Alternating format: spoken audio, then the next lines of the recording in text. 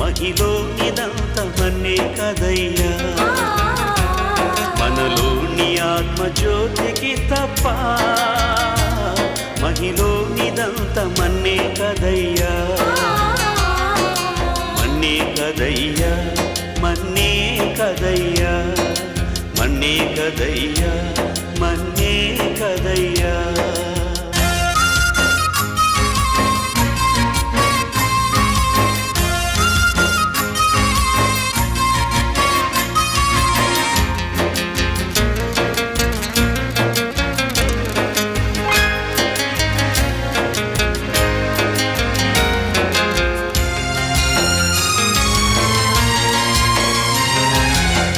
మంచిదంచువకని ముంచి సంచిలోన ఉంచిన మిల్చిన బంగారము పెంచిన నీ దేహము,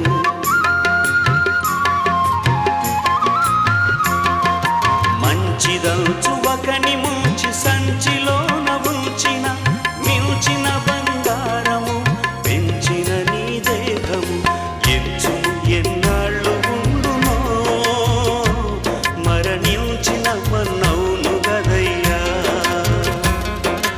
ఎంచుము ఎన్నాళ్ళు ఉండునో మరణించిన మన్నవును గదయ్యా,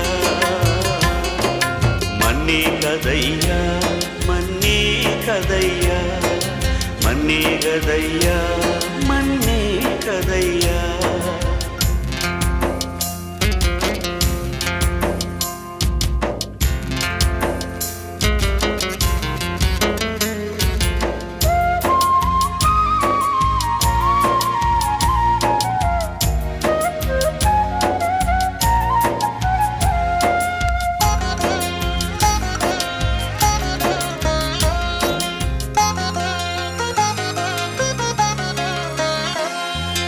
మిక్కిలి సౌందర్యమగు చక్కని నీ దేహము ఒక్కసారి ఆరిపోగా నీలో ఆత్మదీపము,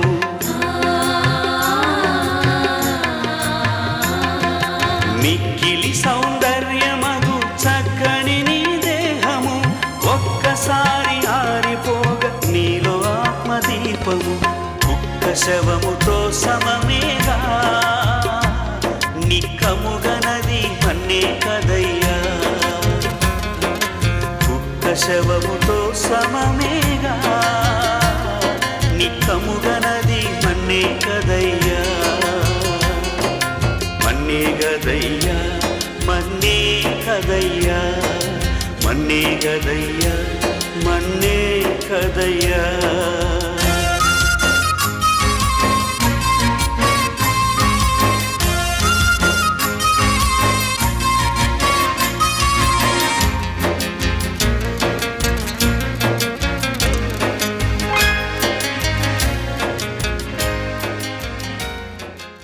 క్రీస్తునందు ప్రియమైన సోదరి సోదరులారా, మన ప్రభువును రక్షకుడునైన యేసుక్రీస్తు యొక్క పరిశుద్ధమైన నామమున మీకు శుభములు వందనములను తెలియజేస్తూ ఉన్నాను.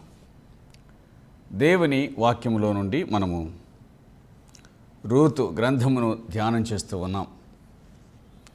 రూతు గ్రంథము 4వ అధ్యాయములో మనం ఉన్నాం. ఈ అధ్యాయమునందు బోయజు పురద్వారము వద్ద పంచాయతీ ఏర్పాటు చేశాడు. అక్కడ తనకంటే సమీపస్థుడైనటువంటి బంధువుని రూతు నయోమియులకు పరిచయం చేశాడు. మరి తెలియదని కాదు, అక్కడికి తీసుకొని వచ్చాడు. అప్పుడు వారంతా చూడగలిగారు. సంగతిని విశదంగా చెప్పాడు బోయజు. వారు దాన్ని అంగీకరించలేదు, అనగా అతడు అంగీకరించలేదు. ఆ కారణం చేత బోయజు తానే సమీప బంధువుడి ధర్మమును జరిగించడానికి ఇష్టపడ్డాడు. వారిని విడిపించాడు. అలాగే చనిపోయిన వారిని పేరట అతని స్వాస్థ్యాన్ని స్థిరపరచినట్లు మహ్లోను భార్య అయిన రూతును వివాహం చేసుకున్నాడు. ఇది అందరి సమక్షంలో జరిగింది. అందరి సమ్మతి వలన జరిగింది. ఇది మనం గ్రహించవలసిన విషయం. వివాహాలు పెద్దల సమక్షంలో, పెద్దల యొక్క ఆకాంక్షను బట్టి జరిగితే ఎంత క్షేమం ఉంటుంది ఇరువురికి, ఉభయులకు. పెద్దలతో సంబంధం లేనట్లుగా జీవించి తమ ఇష్టానుసారంగా ప్రవర్తించి తమకై తామే వివాహాలు చేసుకొని కుటుంబానికి కష్టాన్ని కలిగించేవారు, ఆ తర్వాత తమకు నష్టాన్ని కలిగించుకునేవారు ఎంతమంది ఈ సమాజంలో కనిపించడం లేదు.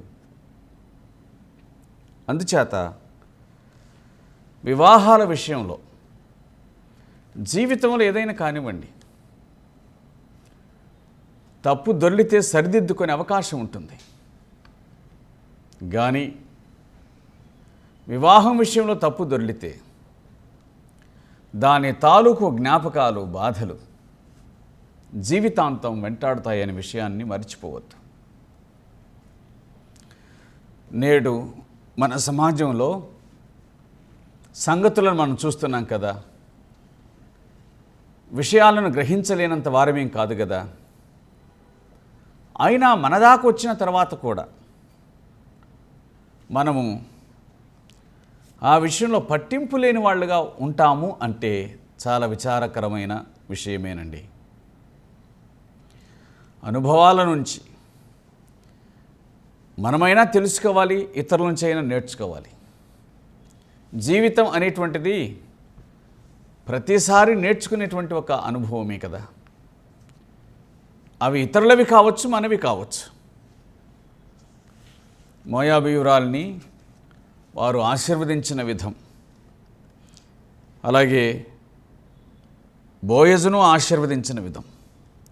బోయజును ఏమని ఆశీర్వదిస్తున్నారు అనగా, ఎఫ్రాతాలో నీవు క్షేమాభివృద్ధి కలిగిన వాడవై, బెత్లెహేములో నువ్వు ఖ్యాతి నొందుదువుగాక. దేవునికి స్తోత్రం. దేవుని మాట వినేవాడు, ధర్మశాస్త్రం చొప్పున ప్రవర్తించువాడు, విలువలను కలిగి బ్రతికేవాడు, తన్ను తాను తమాయించుకునేవాడు, నిగ్రహించుకునేవాడు తప్పనిసరిగా క్షేమమును పొందగలడు, క్షేమాభివృద్ధిని పొందగలడు, ఖ్యాతిని పొందగలడు. క్షేమం, ఖ్యాతి వేషధారణ వలన రావు, కపటం వలన రావు, వస్త్రధారణ వలన రావు. క్షేమం, ఖ్యాతి దేవుని మాట వినుట వలన, నిగ్రహశక్తి వలన, యథార్థ జీవితం వలన వస్తాయని గుర్తుంచుకోవాలి. యెహోవా ఈ యవనురాలి వలన నీకు దయచేయు సంతానం నీ కుటుంబమును తామారు యూదాకు కన్న పెరెజు కుటుంబం వలె ఉండునుగాక. వారి ఆశీర్వాదం ఎలా ఉంటుంది అని అంటే, పైన ఇలాగునన్నారు రూతు 4:11, నీ ఇంటికి వచ్చిన ఆ స్త్రీని ఇశ్రాయేలు వంశమును వర్ధిల్ల చేసిన రాహేలును పోలిన దానిగాను, లేయాను పోలిన దానిగాను చేయునుగాక. ఇశ్రాయేలు వంశమును వర్ధిల్ల చేసిన ఇరువురు ప్రముఖ స్త్రీలు లేయా, రాహేలును గూర్చి దేవుని వాక్యం ప్రస్తావించింది. వారి ద్వారా, అలాగే వారి దాసీల ద్వారా 13 మంది సంతానాన్ని యాకోబు కన్న విషయం మనం ఎరుగుదాం. 12 గోత్రకర్తలు, వారి నుంచి వచ్చిన విషయాన్ని మనం ఎరుగుదాం. వారిని పోలిన దానిగా చేయునుగాక. అలాగే నీ సంతానం ఎలా ఉండును అని అంటే, యూదాకు తామారు కన్న పెరెసు కుటుంబం వలె ఉండునుగాక అని అంటూ వారు ఆశీర్వదించారు. కనుక ప్రియులారా, దేవుని వాక్యం మనకు చెబుతున్న సత్యం ఏమిటి అని అనగా, మనుషుల దయందును దేవుని దయందును అనే మాట చదువుతామే లూకా 2:52లో. అలాగే మన జీవితాల్లో కూడా దేవుని ఆశీర్వాదంతో పాటు మనుషుల ఆశీర్వాదం కూడా అవసరమే. భక్తి జీవితం అనేటువంటిది నేను దేవుణ్ణే సంతోషపెడతాను, మనుషులతో నాకు సంబంధం లేదు అని అనుకోవటానికి వీల్లేదు. తప్పు చేసి మనుషులను సంతోషపెట్టమని కాదు అని అర్థం. తల్లిదండ్రుల మాటకు విధేయత చూపటం వలన, పెద్దల మాటలకు విధేయత చూపటం వలన కూడా క్షేమాన్ని మనం పొందగలము కదా. తర్వాతి మాట చదువుదాం. కాబట్టి బోయజు రూతును పెండ్లి చేసుకొని ఆమె యొద్దకు పోయినప్పుడు యెహోవా ఆమె గర్భవతి అగునట్లు అనుగ్రహించెను. కాబట్టి బోయజు రూతును పెండ్లి చేసుకొని ఆమె యొద్దకు పోయినప్పుడు, వివాహం విషయంలో దేవుని వాక్యం చాలా స్పష్టంగా సంగతులను జ్ఞాపకం చేస్తూ ఉంది. కుటుంబ జీవితం ఎలాగూ అనగా అర్ధరాత్రి వేళ తన యొద్దకు వచ్చినటువంటి ఆ స్త్రీని తాను చూచి ఆమెకున్నటువంటి ఆ పేదరికాన్ని మిగతాదాన్ని ఆసరాగా చేసుకొని బోయజు ఆమె యొద్దకు పోయినవాడు కాడు, లేక తన యవనాన్ని సమర్థించుకొని ఆమె యొద్దకు పోయినవాడు కాడు. అవతల ఉన్నటువంటి వ్యక్తి తనకు అనుకూలమైన కానీ తాను మాత్రం దేవునికి అనుకూలంగా జీవించాలి అనుకున్నాడు. ధర్మశాస్త్రానికి విరుద్ధంగా జీవించడానికి ఇష్టపడలేదు తాను. అందుకే ఇది మనకు ఒక మంచి ఉదాహరణ కావాలి అనే విషయాన్ని మనం మర్చిపోకూడదు. లైంగిక సంబంధం వివాహం తర్వాతనే స్త్రీకైనా పురుషుడికైనా, అది కూడా తమ భాగస్వామితోనే అనే విషయం దేవుని వాక్యం ఎంత బాగా చెప్తుంది. హెబ్రీ పత్రిక 13వ అధ్యాయం 4వ వచనం వ్రాయబడిన మాట, వివాహం అన్ని విషయంలో ఘనమైనది గాను పానుపు నిష్కల్మషమైనది గాను ఉండవలెను. దేవుడు వేశ్యాసంగులకు వ్యభిచారులకు తీర్పు తీర్చును అనే మాట వ్రాయబడి ఉంది. కాబట్టి పానుపు భార్యాభర్తల మధ్య మాత్రమే ఉండవలసిన విషయమని దేవుని గ్రంథం గుర్తు చేస్తూ ఉంది. అంతకు మించితే శిక్షార్హులవుతారు అని వాక్యం స్పష్టంగా చెబుతుంది. శిక్షార్హమైనటువంటి జీవితంలోనికి ప్రవేశించడానికి శరీరము ప్రోత్సహించిన, అపవాది శోధించిన ఆ సంగతులన్నీ వేరు. కానీ బాధను, శిక్షను అనుభవించేది మాత్రం నువ్వే కదా. ఈ సంగతిని గుర్తుంచుకుంటే క్షేమాన్ని పొందగలరు. ప్రియులారా, వాక్యం చెబుతున్న సంగతులు తమ జీవితాన్ని ఆశీర్వాదకరంగా మలుచుకోవాలి అని అంటే ఒక వ్యక్తి తప్పనిసరిగా దేవుని వాక్యాన్ని వినాల్సిందే. ఆయన పరిశుద్ధుడైన దేవుడు కదా, మీరును పరిశుద్ధంగా ఉండమని మనకు ఆజ్ఞాపించాడు కదా. అందువలన ఇక్కడ వ్రాయబడినటువంటి విషయం ఏమిటంటే, పరిశుద్ధత లేకుండా ప్రభువును మనం సంతోషపెట్టలేం. పరిశుద్ధత అనేటువంటిది ప్రత్యేకత అని అర్థం, ప్రతిష్ఠిత అని అర్థం. మనము అనగా విశ్వసించిన వారు, ప్రతిష్ఠించబడిన వారు జ్ఞాపకం చేసుకోవాలి. మీరు దేవుని ఎరుగని అన్యజనుల వలె కామాభిలాష యందు కాక ఘనత యందును పరిశుద్ధత యందును తన ఘటమును ఎట్లు కాపాడుకునే వలన అది ఎరిగి ఉండుట దేవుని చిత్తము అని పౌలు తెస్సలోనికలకు రాస్తూ మొదటి పత్రిక 4వ అధ్యాయం 5వ వచనంలో మాట చెప్పాడు కదా. మీరు జారత్వమునకు దూరంగా ఉండుటే దేవుడి చిత్తం అని అన్నాడు కదా. కాబట్టి మనిషి జీవితాన్ని పాడు చేసేది, మనిషి జీవితానికి చెరగని మచ్చ వేసేటువంటిది, ఎవరికి తెలియకపోయినా తన మనసాక్షి మాత్రమే తెలిసినటువంటిది, ఆయా సందర్భాల్లో చేసిన క్రియలను బట్టి నొచ్చుకునేటువంటిది, ఇట్టి అపవిత్రమైన కార్యములకు దూరంగా ఉండుమని దేవుని వాక్యము జ్ఞాపకం చేస్తుంది. ప్రియులారా, బోయజు ఈ విషయంలో మనకు మంచి మాదిరిగా కనిపిస్తూ ఉన్నాడు. ఒక పరిపక్వమైన పురుషుడిగా బోయజు మనకు కనిపిస్తూ ఉన్నాడు. దేవుని యందు భయము కలిగిన పురుషుడిగా బోయజు కనిపిస్తూ ఉన్నాడు. సమాజంలో కొందరు స్త్రీలైనటువంటి వారు ఉన్నారు, జీవితాలను పాడు చేసేవారు, అది వేరు సంగతి సుమండి. కానీ అనేక సార్లు పురుషులు తమను తామే తమ జీవితాలను పాడు చేసుకునే వాళ్ళు ప్రపంచంలో, ఈ సమాజంలో చాలామంది మనకు కనిపిస్తూ ఉన్నారు. కనుక జాగ్రత్త పడవలసిన అవసరం ఉంది అని దేవుని వాక్యం ద్వారా హెచ్చరించబడుతూ ఉన్నాం. యెహోవా ఆమె గర్భవతి అగునట్లు అనుగ్రహించెను, గనుక ఆమె కుమారుని కనెను. 4వ అధ్యాయం రూతు గ్రంథం 13వ వచనం. ఆమె బోయజును వివాహం చేసుకున్న తర్వాత దేవుడు ఆమెకు గర్భఫలాన్ని అనుగ్రహించాడని దేవుని వాక్యం చెబుతుంది. మరి మహిళను వివాహం చేసుకున్నప్పుడు ఎందుకు దేవుడు సంతానం ఇవ్వలేదు? గర్భఫలం యెహోవా ఇచ్చు బహుమానం. ఎందుకు ఇవ్వడో, ఎందుకు ఇస్తాడో అది ఆయనకు మాత్రమే తెలుసు. మనకు మగపిల్లల్ని ఇవ్వాలన్నా ఆయన ఇష్టమే, ఆడపిల్లల్ని ఇవ్వాలన్నా ఆయన ఇష్టమే, ఎవరిని ఇవ్వాలన్నా కూడా ఆయన ఇష్టమే. అసలు సంతానమే ఆయన బహుమానం అయినప్పుడు ఆయన ఎవరికి ఏమి ఇవ్వాలనో దాన్ని ఇస్తాడు. ఇక్కడ కూడా సంగతి అదే కదా. వాక్యం చెబుతున్న మాట ఏమిటి అని అనగా, దేవుడు ఆమెకు గర్భఫలమును అనుగ్రహించాడు. మోయాబు దేశంలో ఎందుకు ఇవ్వలేదు? ఒకవేళ ఇలాగున ఆలోచించేద్దాం. మోయాబులో వారికి సంతానం కలిగి ఉంటే ఆమె మోయాబును విడిచిపెట్టి వచ్చేది కాదు. వారు మోయాబీయులు అయ్యేవారు ఆ సంతానం. అంతేకాదు, నా ఆలోచన కనీసం నయోమి కూడా మోయాబును విడిచి వచ్చేది కాదు. కొన్నిసార్లు దేవుడు మనకు ఖాళీ చేతుల్ని ఇస్తాడు.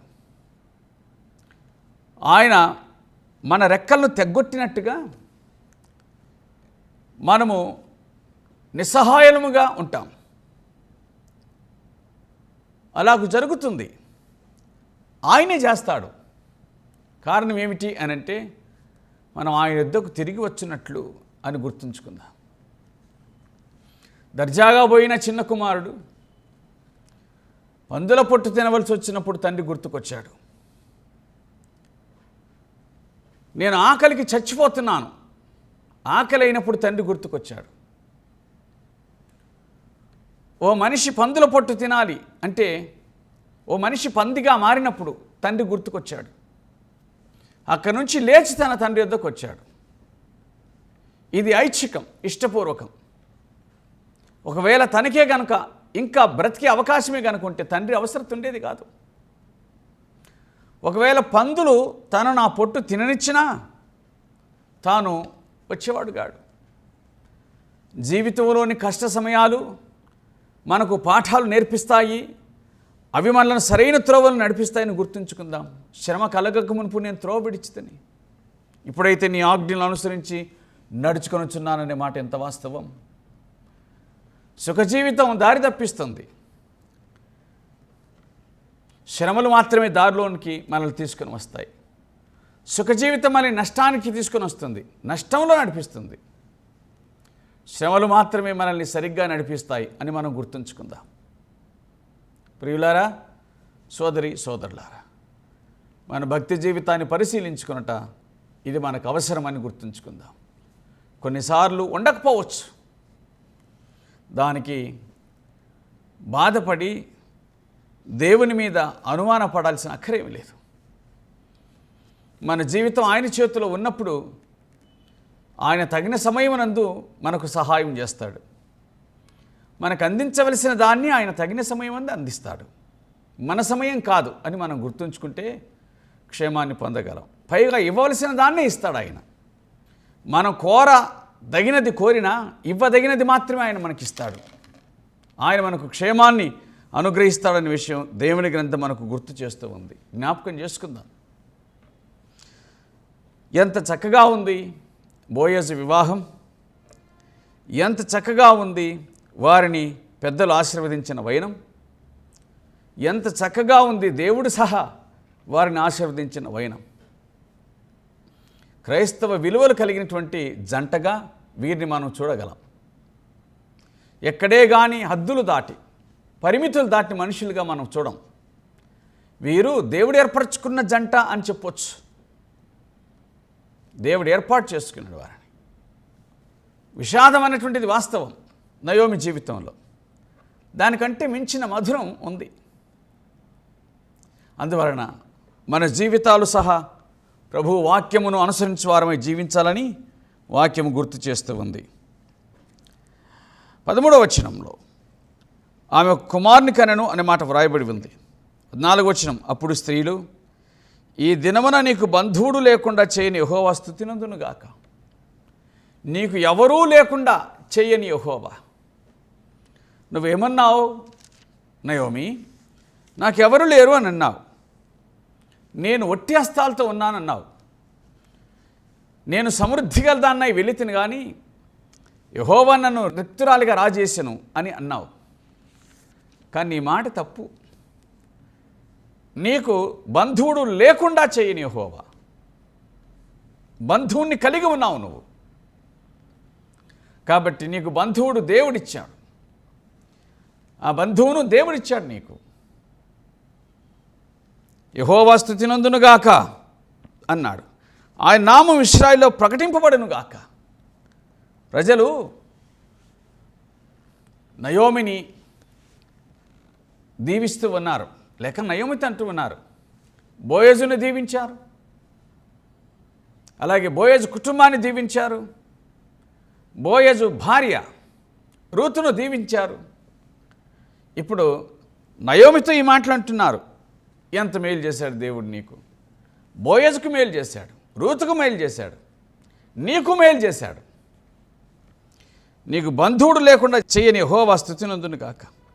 బంధువులు మిగిలేటట్లుగా చేశాడు. అంటే స్వయాన ఏమవుతాడు తనకు అంటే ఖచ్చితంగా మనుమడు అవుతాడు కదూ. అంటే తన పోషణ, తన జీవితపు భరోసా చూసుకునే ఒక వ్యక్తి తనకు దొరికాడు. దాన్ని బట్టి దేవునికి స్తోత్రము కలుగును గాక. మిగతా వాళ్ళందరూ ఈ దినమున దేవుడు స్తుతినందును గాక. ఆయన నామం ఇశ్రాయేలులో ప్రకటించబడును గాక. ఇరుగు పొరుగు వారందరూ కూడా చేరి ప్రభువును స్తుతిస్తున్నారు, ఘనపరుస్తూ ఉన్నారు. నిన్ను ప్రేమించి 7 కుమారుల కంటే నీకు ఎక్కువగా ఉన్న నీ కోడలు. ఈ మాట ఎంత బాగుంది.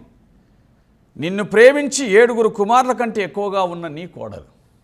నిన్ను ప్రేమించింది, నీ వెంటొచ్చింది, నిన్ను పోషించడానికి నడుము కట్టుకుంది. ఆమె 7 కుమారుల కంటే నీకు ఎక్కువైనది. 7 మంది కుమారులున్నా ఇంతగా పోషించలేరేమో నిన్ను. అది వాస్తవమే. ఎందుకంటే కుమారులు ఎక్కువగా ఉంటే వారు తల్లిదండ్రులను పంచుకుంటూ ఉన్నారు. అమ్మ నా దగ్గర, నాన్న నీ దగ్గర అని. లేక వారం రోజులు నీ దగ్గర, వారం రోజులు నా దగ్గర. అసహ్యమైనటువంటి బ్రతుకులు. మళ్ళీ చెప్తాను, తల్లిదండ్రులు వారం రోజులు నీ దగ్గర, వారం రోజులు నా దగ్గర అనేది అసహ్యమైన బతుకు. ఒకరు పోషించలేరా? అది వాళ్ళకి ఇష్టమై వెళ్తామంటే అది వేరు సంగతి. కానీ తమ దగ్గరనే ఉంచుకొని తమ తల్లిదండ్రులను పోషించుకునే వీళ్ళు ఆశ లేని పిల్లల ఏమి సమాజం ఇది? నేను చోట ఒక చిన్న పోస్ట్ చదివాను. ఒక తల్లి 10 మంది పిల్లలను పెంచగలుగుతుందంట, తానొక్కతే. వాళ్ళు పెరిగి పెద్దగయ్యాక ఒక తల్లిని పోషించలేరట. ఎంత విచారకరమైన విషయం ఇది. ప్రియులారా, వాక్యం చెబుతున్నమాట, ఒక కోడలు తన అత్తకు కుమార్తె కంటే ఎక్కువగా ఉంది అనే విషయం దేవుని గ్రంథం మనకు జ్ఞాపకం చేస్తూ ఉంది. ఒక కోడలు తన అత్తకు కుమార్తె కంటే ఎక్కువగా ఉందా? ఈ సందర్భంగా నేను మాట చెప్పాలి. తన ఇంటికి వచ్చిన కోడల్ని కూతురులాగా చూసుకునే అత్త జ్ఞానవంతురాలు. ఎందుకంటే భవిష్యత్తులో తన ఇంట్లో ఉండేది ఈ అమ్మాయి కాబట్టి. తాను ఏ ఇంటికి వెళ్ళిందో ఒక అమ్మాయి, ఆ ఇంట్లోని అత్తను తన తల్లిగా చూసుకునే ఆ అమ్మాయి జ్ఞానవంతురాలు, బుద్ధిమంతురాలు. ఎందుకంటే ఇప్పుడు ఈమె తన ఇంట్లో తనకు దొరికిన తల్లి. ఆమెకు ఈ అమ్మాయి తన ఇంట్లో తనకు దొరికిన కుమార్తె. పలుమార్లు ఈ రూతు గ్రంథంలో నయోమి తన కోడల్ని నా కుమారి, నా కుమారి అని సంబోధించింది. ఎస్, అవసరమైన మాటే కదా అది. అక్షరాల నా కుమారి అని సంబోధించింది. ఓ అత్త తన కోడల్ని కుమార్తెలాగా చూసుకుంటే సమస్యలు ఎందుకు ఉంటాయండి? ఉండవు. ఒక కోడలు తన అత్తను తన తల్లిలాగా చూసుకుంటే సమస్యలు ఎందుకు ఉంటాయి? ఉండవు. కాబట్టి తల్లిదండ్రులు మనం ఆ ఇంట్లో నివసించున్నంతకాలం దేవుడు మనకిచ్చినటువంటి వారు. అలాగే ఒక స్త్రీ ఆ ఇల్లు దాటితే అక్కడ ఉన్నటువంటి వాళ్లను తన తల్లిదండ్రులుగా భావించి వారిని పోషించవలసిన అవసరం ఉంది. నిన్ను ప్రేమించి 7 కుమారుల కంటే నీకు ఎక్కువగా ఉన్న నీ కోడలు ఇతనికనెను. ఇతడు నీ ప్రాణమును ఓదార్చి ముసలితనము నీకు పోషకుడగున నీ నయోమితో చెప్పిరి. నీకు పోషకుడగును. కోడలు 7 కుమారుల కంటే ఎక్కువ, పుట్టిన శిశువు పోషకుడగును అనే మాటలు రాయబడ్డాయి. అంటే ఏమర్థమవుతుంది మనకు? వాక్యం ఏం చెబుతుంది? దేవుడు ఎన్నటికీ అన్యాయస్తుడు కాడు. తనను ప్రేమించినటువంటి రూతును ఆయన అన్యాయం చేయలేదు. ఆయన ఆమెకు అత్యధికమైన ప్రతిఫలాన్ని ఇచ్చాడు. తన దేశాన్ని విడిచిపెట్టి దేశానికి వచ్చిన ఆమెను ఆ దేశస్తురాలుగా చేశాడు, ఆ దేశ పౌరురాలుగా చేశాడు, ఆ దేశపు తల్లిగా చేశాడు. త్యాగం చేసి అన్నిటిని విడిచి ఆయన దగ్గరికి రావాలి, కానీ ఆయన ఎన్నడూ అన్యాయస్తుడు కాడు కదా.